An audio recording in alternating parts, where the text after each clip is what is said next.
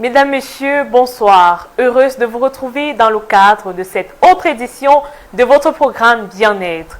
Pour ceux qui passent pas ici pour la première fois, ici nous parlons de différentes pathologies et nous vous donnons des conseils sur comment conserver au mieux votre santé. Pour cette édition, nous allons nous intéresser aux addictions. Alors, c'est quoi une addiction ? Quelles sont les différentes causes qui peuvent conduire à une addiction? Nous allons apporter des éclaircies tout au long de cette émission.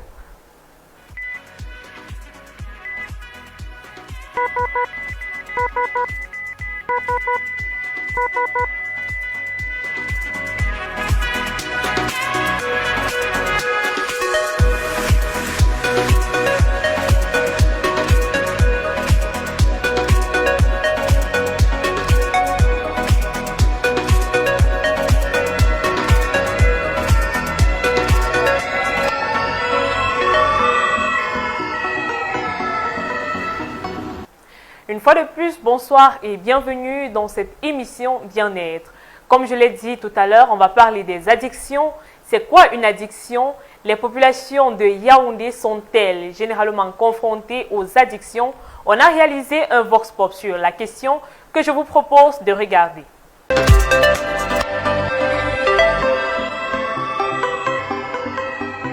Une addiction, c'est une dépendance à quelque chose. Une addiction, c'est une dépendance. Parce que quelqu'un ne peut pas se passer de faire quelque chose.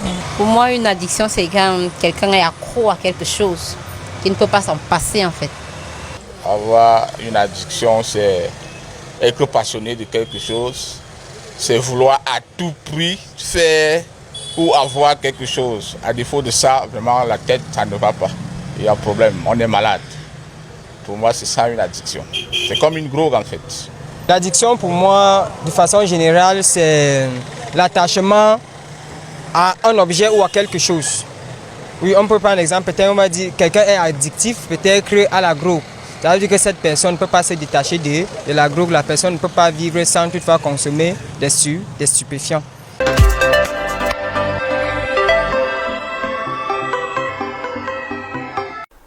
Voilà, nous sommes donc de retour sur ce plateau. Comme je le disais, ce soir, nous parlons des addictions et pour le faire, nous avons fait venir un professionnel de la chose. Il s'agit de M. Kougne Johan, professionnel d'addiction certifié. Monsieur Johan, bonsoir. Bien le bonsoir. Comment vous allez? Je vais très bien, grâce à Dieu. Merci de l'invitation. C'est un plaisir pour nous de vous recevoir sur ce plateau. Partagez. Alors, en tant que professionnel, dites-nous, c'est quoi une addiction? Ok, ce qu'il faut dire de l'addiction, c'est que l'addiction, c'est la dépendance à une substance ou à un comportement, malgré, en dépit des conséquences négatives sur la santé et sur la vie sociale de l'individu, voilà, du sujet qui fait recours à cette substance ou à ce comportement-là.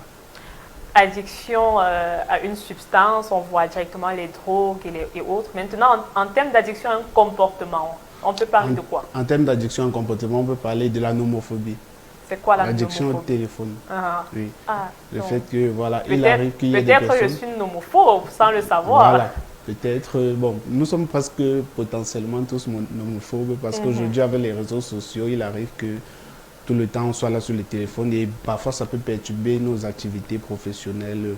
Voilà, et lorsque ça perturbe déjà, on peut considérer qu'on est un peu dépendant. Voilà, et il faudrait essayer de trouver des mesures. Mais ce n'est que pour parler du téléphone, il y a aussi une addiction qu'on appelle l'addiction à la sexualité. Et justement, voilà, ça devait nous permettre d'entrer dans la question suivante qui était donc celle de savoir quels sont les différents types d'addictions. Quels sont les différents types d'addictions? Comme j'ai dit, il y a des addictions qu'on appelle addictions liées à une substance. Et il y a des addictions liées à un comportement. Maintenant, lorsqu'on parle d'addiction liée à une substance, il existe deux types de substances. Il y a des substances illicites et des substances licites.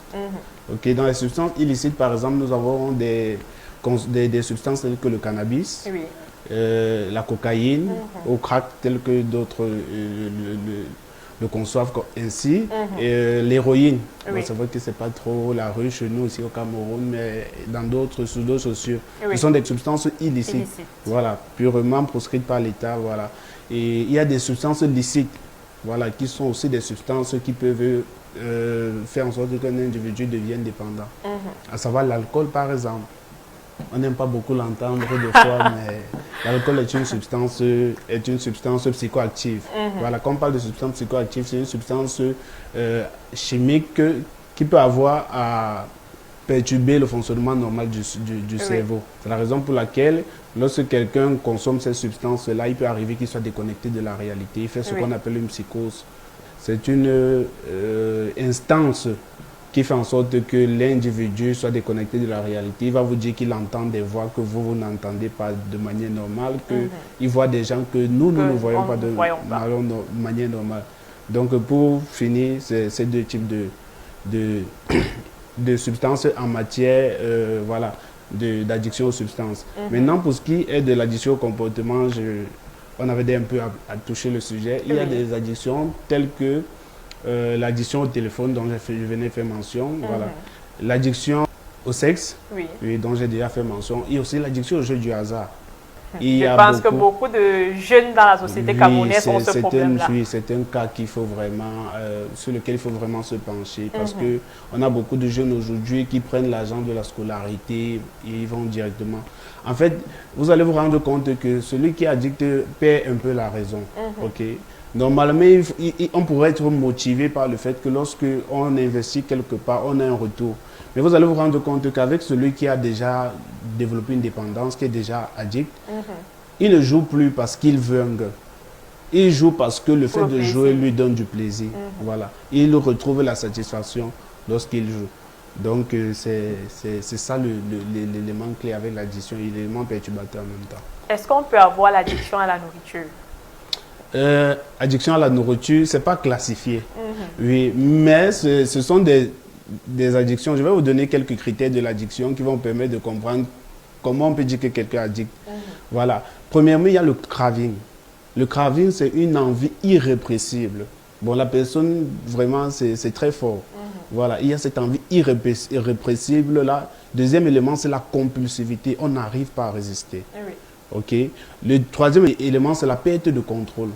Par exemple, lorsque je conduis ma voiture, lorsque j'arrive là où il y a les panneaux, lorsqu'on dit feu est vert, le feu est vert, je sais que je dois passer. Lorsqu'on dit que le feu est rouge, je sais que je dois m'arrêter. L'addict ne s'arrête pas. Que le feu soit vert, que le feu soit rouge. Il fonce. Il fonce tout simplement. Voilà. Donc, ce sont par exemple quelques éléments. Naturellement, sur la base de ces éléments, vous pouvez comprendre si quelqu'un est addict à la nourriture ou pas. Il y a aussi des gens qui ont souvent eu des addictions au kaolin. Oui, on a souvent rencontré des gens comme ça. Je pense que moi, je suis addict au gâteau à la crème. Je pense que moi, ça doit être mon addiction. J'ai peur de dire que vous soyez addict parce que, bon, être addict, c'est vraiment un gros mot. Il faut trouver beaucoup d'éléments pour dire vraiment, pour poser un diagnostic de quelqu'un qui est addict, oui. C'est des cas assez rares, mais la dépendance déjà nous mène à une addiction, je peux dire, bien élaborée, qui permet que réellement, voilà, on a tous les critères, on dit que là, cette personne a dit, pour poser vraiment le diagnostic d'addiction, il faut avoir plusieurs éléments. Justement, on a parlé là des critères qui permettent de reconnaître qu'une personne est addicte. Quelles sont les causes de l'addiction? Comment est-ce qu'un être humain peut en arriver là? Ok, ce qu'il faut dire, c'est que c'est vrai que le sujet est un peu trop gros lorsqu'on parle d'addiction de manière globale. Oui, c'est très gros parce que les causes sont vraiment multifactorielles. Oui. Pour ce qui est de l'addiction aux substances, par exemple, les causes peuvent ne pas être les mêmes que celles de l'addiction au comportement. Ok. Bon, généralement, on parle du modèle biopsychosocial.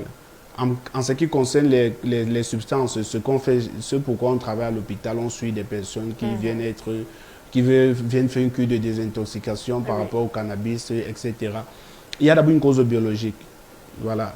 La cause biologique, c'est que sur le plan génétique, il arrive qu'il y ait des personnes qui naissent avec des prédispositions.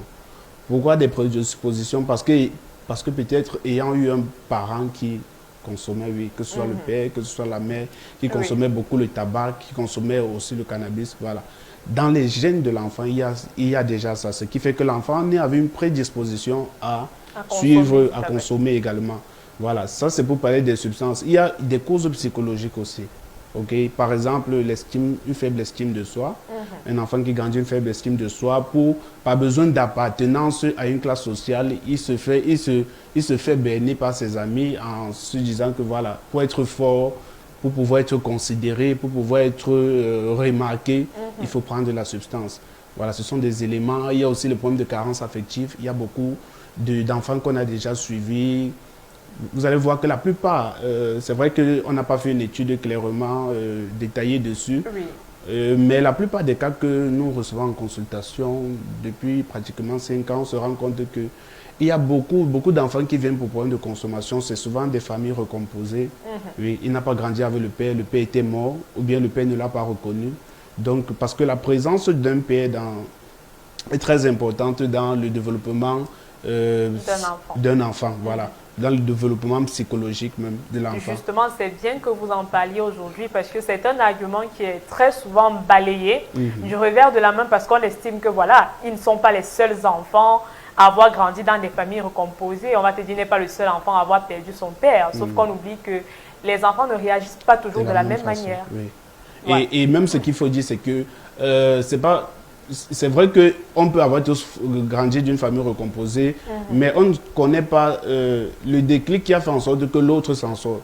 Peut-être il a eu quelqu'un, on peut dire un père, c'est-à-dire, quand je dis père, P-A-I-R, oui, un modèle dans la société qui a tiré la main de cet enfant-là. Oui. Ça peut être un élément qui fait en sorte que, bon, c'est vrai qu'il n'a pas eu de père, mais il réussit dans la société, oui. Mais pour l'autre, voilà, il n'a peut-être pas eu de modèle, il n'a pas eu d'éléments qui le motivaient pour qu'il puisse vraiment se dire non, malgré que je n'ai pas de père, je n'ai pas de parents, je vais réussir. Du coup, il arrive qu'il y a cette carence affective-là qui fait en sorte que les enfants, voilà, surtout aussi lorsqu'ils atteignent l'âge de la puberté, ils sont dans les recherches des expériences, etc. Parce qu'ils veulent combler un vide. Ce vide affectif-là est un élément, un facteur de risque à vraiment ne pas prendre à la légère. Justement, pour mieux comprendre l'addiction, nous avons réalisé un reportage. Je vous propose donc de regarder ce reportage et on reviendra juste après.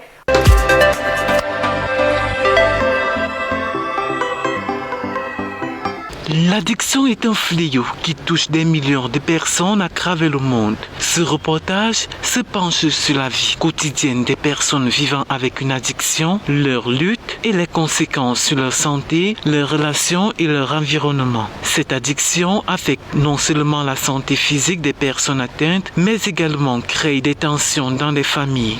Et dans l'agissement, c'est moindre chose, ça devient l'impact, la bagarre, la guerre. Et si la tape un couteau, ou une arme, il dégaine. Les addictions, qu'elles soient liées à l'alcool, au drogue ou même à des comportements comme le jeu, entraînent des conséquences graves.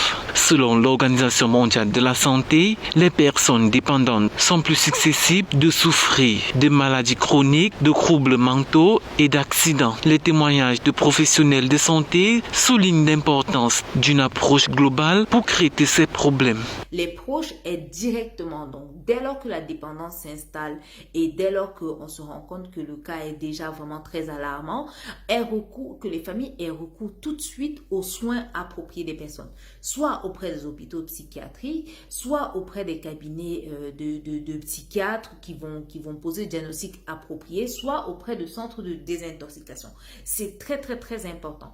Les personnes vivant avec une addiction se heurtent souvent à la stigmatisation qui conduit parfois à l'isolement, ce qui peut aggraver les symptômes de l'addiction et freiner les efforts de rétablissement. Il existe des ressources pour aider ceux qui luttent contre l'addiction. Des groupes de soutien, des thérapeutes et des programmes de réhabilitation sont disponibles. Les témoignages des personnes en rétablissement soulignent la nécessité d'une approche emphatique et sans jugement. Les professionnels de santé encouragent la la société à adopter une vision plus compréhensive de l'addiction en la considérant comme une maladie à traiter plutôt qu'un simple échec personnel. En somme, l'addiction est un problème complexe qui nécessite une attention particulière. En comprenant mieux les luttes des personnes touchées, nous pouvons contribuer à créer un environnement plus solidaire et moins stigmatisant. La route vers la guérison est longue, mais avec le soutien adéquat, elle est possible.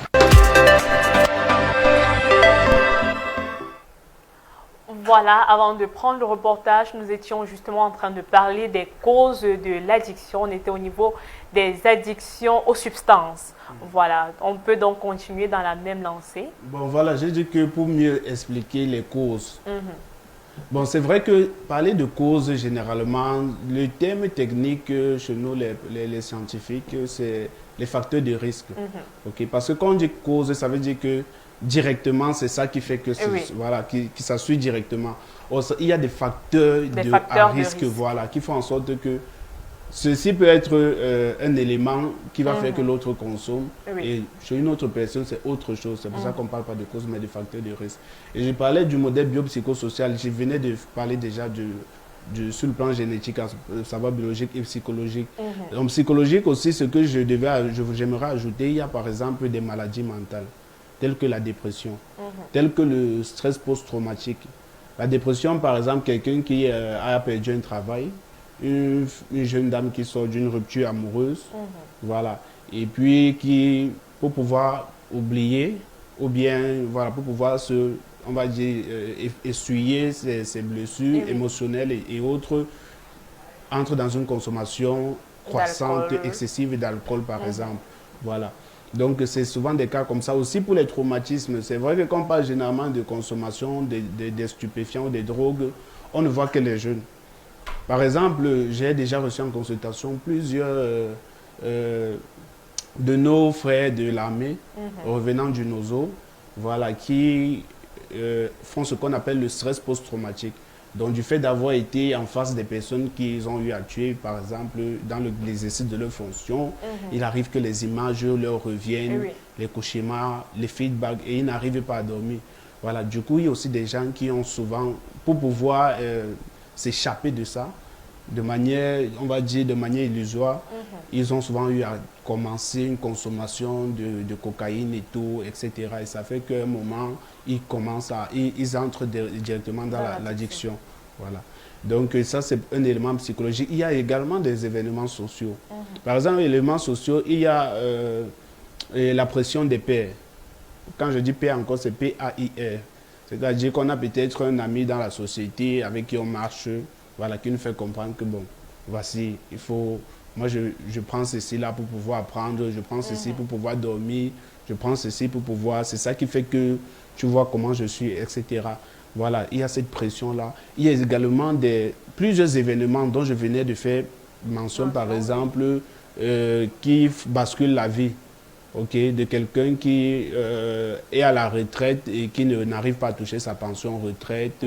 Voilà, ce sont des problèmes au niveau social qui font en sorte, les problèmes socio-économiques, la dureté de vie qui font en sorte que les gens peuvent se retrouver dans l'addiction. Voilà. Et pour ce qui est donc du comportement, c'est les addictions au comportement. Je disais que ce n'est pas pareil que les addictions aux substances parce que au niveau génétique seulement, par exemple, il n'a pas encore été prouvé. Du moins, je suis pas encore tombé sur une recherche qui dit que bon, le père a par exemple beaucoup regardé, était addict au téléphone et l'enfant est devenu addict au téléphone. Oui, c'est beaucoup plus dans les substances comme ça qu'on a retrouvé parce que bon, les gènes c'est le sang, voilà, directement il y a un lien avec le sang. Pour ce qui est des causes psychologiques et sociales, c'est presque les mêmes. C'est un mal-être. Par exemple, quelqu'un qui... bon, je ne veux pas parler de l'homme aux 400 vidéos de l'année dernière, que nous connaissons tous certainement. Je n'aime pas citer son nom. Vous allez vous rendre compte que c'est généralement... la sexualité pour la personne, par exemple, qui est addict au sexe, est devenue une solution, une manière de pouvoir résoudre ses problèmes, gérer la tension, les problèmes psychologiques, le mal-être. Pareillement pour les autres qui jouent au jeu du hasard, vous voyez qu'il veut s'échapper parce que c'est là-bas qu'il prend plaisir. Oui, et il arrive qu'il y a dans notre cerveau ce qu'on appelle le circuit de la récompense. Le circuit de la récompense, c'est celui qui joue un peu le rôle entre la fonction de désir et de plaisir. Okay? Par exemple, je désire prendre un verre de jus. Lorsque je prends le verre de jus, je prends plaisir. Oui, je suis satisfait. Il arrive exactement que pendant que le circuit de la récompense est comblé, cela booste la dopamine.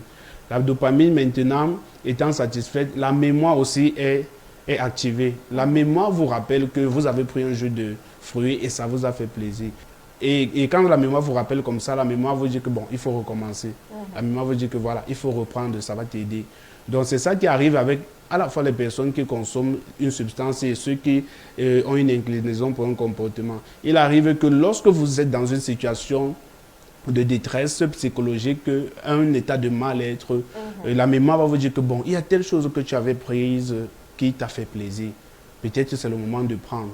Voilà. Un peu comme des personnes qui mangent énormément lorsqu'elles sont en situation de stress. Voilà, par exemple. Voilà. Ce sont des éléments qui font en sorte que quelqu'un va continuer à prendre au fur et à mesure. Il va devoir apprendre à son corps que bon, lorsque je ne vais pas bien mentalement, psychologiquement, je pars par exemple prendre le cannabis. Lorsque je ne vais pas bien, peut-être je suis addict au sexe, je dois tout faire pour que ma petite amie vienne à la maison, etc. Et voilà, plusieurs autres éléments. Je dois peut-être aller jouer les jeux du hasard, voilà. Et aussi l'addiction au travail, j'ai oublié de parler de ça, le workaholisme. C'est comme ça qu'on appelle. Workaholisme. Bon, c'est un anglicisme, ça vient d'un nom anglais. Qui veut dire work, il y a work et il y a workaholisme, oui. Donc, il y a la suite là qui... Oui, voilà, il y a cette suite là qui veut dire que quelqu'un est addict au travail tellement... Ce sont les gens qui... C'est vrai que c'est rare au Cameroun et les Camerounais n'aiment pas travailler. C'est vrai que c'est rare au Cameroun. Mais vous allez voir sous d'autres cieux, il y a des personnes qui aiment tellement, sont passionnées de leur travail. 24 heures sur 24. Oui, vous allez voir, les autres vont rentrer chez eux, prendre soin de leur famille. Et voilà, il arrive qu'eux, ils sont toujours au bureau, en train de travailler sur les dossiers. On leur demande même vraiment, ils ne peuvent pas expliquer ce qu'ils sont en train de faire. Donc, ce sont voilà un peu, en gros, les deux types d'addiction dont on peut faire mention, liées aux substances et au comportement. Et tel que vous expliquez, donc, je suppose que ces deux types d'addiction ont un véritable impact sur la vie des différents sujets. Oui, bien évidemment. Ça a un impact, comme je disais lors de la définition, déjà sur le plan de la santé et aussi sur le plan de la vie sociale. Oui. Vous allez voir par exemple que, pour parler de la santé, le fait par exemple de se rendre compte que je n'arrive pas à arrêter tel comportement, je n'arrive pas à arrêter le cannabis, j'essaye, je n'arrive pas. Par exemple, pour l'addiction au jeu du hasard, des fois, je dis que non, je vais économiser mon argent, mais il y a toujours une voix qui me pousse à aller. Ça fait que quelqu'un se retrouve déjà dans un mal-être. Okay? Ça fait en sorte que la personne se trouve dans une détresse. On a un sentiment d'impuissance par rapport à un comportement qu'on veut arrêter. Ça fait que mentalement, donc c'est vrai que quand on parle de mental, en contexte africain, on ne considère pas trop ça. Oui, on dit c'est pour les blancs. Oui, on pense que les choses vont changer progressivement. C'est que mentalement, donc, du fait de sentir qu'on est impuissant à un comportement, on commence à devenir triste. Oui, il y a une détresse là qui fait en sorte qu'on se dit, bon, je suis peut-être un bon à rien, censé plus à rien, voilà. Ça, c'est sur la santé. Maintenant, il y a aussi des problèmes sur le plan organique. Oui, par rapport aux addictions aux substances. Vous allez vous rendre compte, par exemple, pour le tabac, on va vous dire que c'est ça qui est l'une des causes de tuberculose, un facteur de risque qui fait que les gens meurent de tuberculose, etc. Voilà. Et il a été aussi démontré que les personnes qui, l'année passée, avec notre association qui s'appelle ICAP, je suis président de cette organisation, ICAP qui veut dire Institute of Cameroon Addiction Professional, donc l'Institut des professionnels d'addiction du Cameroun. Nous avons une activité avec Synergie africaine, le mois du sida. Nous étions appelés à sensibiliser sur le lien entre la consommation des drogues et le sida. Voilà, parce qu'il a été démontré, j'ai déjà suivi aussi plusieurs patientes à l'occasion, voilà, qui, du fait de consommer les drogues, etc., du fait de manquer l'argent de faut aussi pour consommer, elles ont dû vendre leur corps, etc. et avoir des rapports sexuels qui ne sont pas contrôlés. Et voilà, donc elles ont eu à choper un sida comme ça. Pour dire que ce n'est pas seulement au niveau de la santé mentale que l'addiction peut avoir des effets, même au niveau organique. Donc je viens de parler du sida, j'ai parlé de la tuberculose concernant le tabac. Ce sont vraiment des répercussions sur le plan de la santé. Maintenant, sur le plan social, l'addiction peut vraiment faire en sorte que quelqu'un ne soit plus productif dans son milieu de service. On a connu des gens qui ont perdu le travail. Oui, parce qu'un dossier qu'on va lui donner de traiter, il va venir, par exemple, vouloir le traiter sous l'effet de l'alcool, voilà, etc. Ça fait en sorte qu'on ne peut pas être productif. Il y a aussi des perturbations sur le plan familial. Oui, c'est-à-dire que quelqu'un, par exemple, il est dans cette addiction-là, ça affecte même sa libido, il n'arrive plus à satisfaire sa femme à la maison, etc. Ça crée des tensions. Les jeunes aussi, qui, voilà, du fait de consommer, ils volent à la maison, etc. Ils font des fugues, etc. J'ai connu un cas un jour qui m'a vraiment fait mal. J'ai failli rire en consultation, mais je me suis retenu. C'est le père qui disait que l'enfant, il avait enlevé les tôles de la maison, il l'a vendu. Bon, le père est rentré comme ça de voyage, je vois que la maison il n'y avait plus les tôles. Mais en réalité, c'est que l'addiction, c'est vraiment une maladie chronique du cerveau qui fait en sorte que l'individu ne raisonne plus comme nous. C'est vraiment une maladie et c'est ce qu'on aimerait que les gens comprennent. C'est que, voilà, c'est pas parce qu'ils sont comme ça qu'ils veulent être comme ça. C'est qu'il y a un dysfonctionnement neuronal, il y a un dysfonctionnement au niveau du cerveau qui fait que la personne n'est plus comme vous et moi, ne peut plus prendre les décisions de manière rationnelle parce qu'il était un peu conduit par les pulsions. Et comme je le dis constamment, la pulsion ne connaît pas la règle. La pulsion reconnaît la satisfaction. Lorsque la pulsion est satisfaite, voilà, c'est bon. Vous allez voir, c'est un peu comme parmi les plusieurs spermatozoïdes qui vont se relâcher. Celui qui doit atteindre l'objectif là, tant qu'il n'atteint pas l'objectif, il ne va pas s'arrêter en chemin. Voilà. Donc c'est un peu ça la pulsion, c'est qu'il y a une envie irrépressible là de se satisfaire. Oui. Et qui fait en sorte que lorsqu'on n'a pas atteint l'objectif, on va. Mais maintenant, j'ai souvent l'habitude de dire qu'il y a d'autres manières saines de pouvoir gérer cette pulsion-là. Donc, la pulsion ne vient pas forcément pour la consommation. C'est le cerveau qui vous rappelle que la consommation vous a fait plaisir. La pulsion vient pour le plaisir. Et justement, lorsque on parle donc de pulsion et du moyen de contrecarrer les pulsions, on va donc entrer dans la résolution. Une personne addicte, comment est-ce qu'elle peut faire pour sortir véritablement de ce cercle-là? Bon, une personne addicte, déjà diagnostiquée comme étant addicte à une substance ou un comportement, il faut vraiment être suivi. Parler aujourd'hui, il y a une différence entre une consommation abusive, une consommation récréative, une consommation occasionnelle et une consommation proprement dite addictive ou compulsive. Ouais, parce que le niveau compulsif, comme j'ai dit compulsif, qui veut dire irrésistible, on ne peut plus vraiment s'en passer. Voilà. C'est que vraiment la personne est dans un mode de fonctionnement où il peut même tuer. Oui. Comme j'ai parlé des cas de vol, etc. Il peut tuer pour pouvoir se... Vous allez voir beaucoup de personnes qui... font dans les braquages, etc. Ce sont des personnes qui se droguent souvent pour avoir le courage. Et comment donc faire pour ne pas... si on a un proche qui a tendance à se soulager par des substances ou alors en adoptant un comportement particulier, comment éviter à cette personne de finir addict? Bon, pour éviter la personne de finir addict, première des choses, il faut éviter la stigmatisation. Oui, parce que l'organe international des Nations Unies contre les drogues et le crime nous ont déjà montré à suffire que c'est le stigma, c'est la stigmatisation qui fait en sorte que les gens s'enfoncent le plus. Okay. Et comment lutter contre le stigma? C'est de donner, de valoriser les personnes. Okay. C'est pour ça que les termes tels que toxicomane, vous n'allez pas m'entendre en tant que professionnel d'addiction certifié à l'échelle internationale parler de toxicomane, parler de drogué. Ce sont des termes très dévalorisants. Il ne faudrait pas lier la personne à la substance. Il ne faut pas lier la personne à son comportement. La personne est une personne comme vous et moi.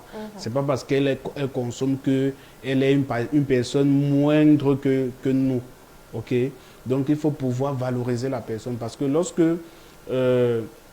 on valorise la personne, on agit sur sa motivation.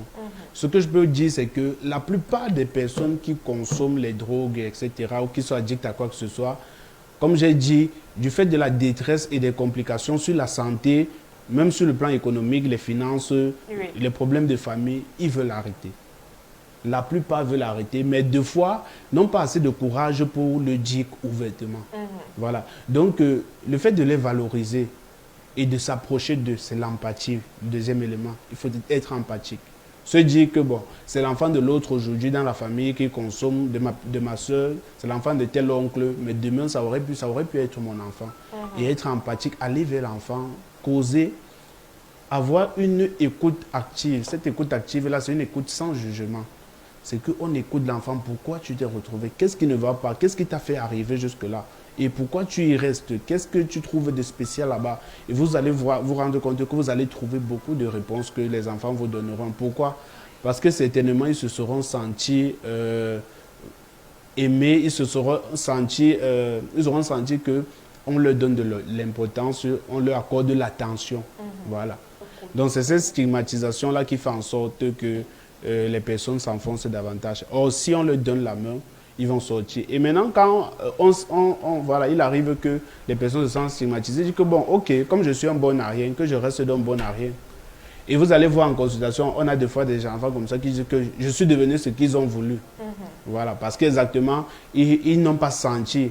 Et vous voyez, ils sont souvent très proches, ils ont vraiment, ils apprécient les thérapeutes. Pourquoi? Parce que l'approche qu'on a est totalement différente de celle de la famille. On n'a pas une approche de jugement, on n'a pas une approche de stigmatisation, je vais dire de condamnation. Voilà, c'est le thème que je cherchais. On est plus dans l'empathie, on est plus dans comment faire pour vous aider, qu'est-ce que vous pensez, voilà, etc.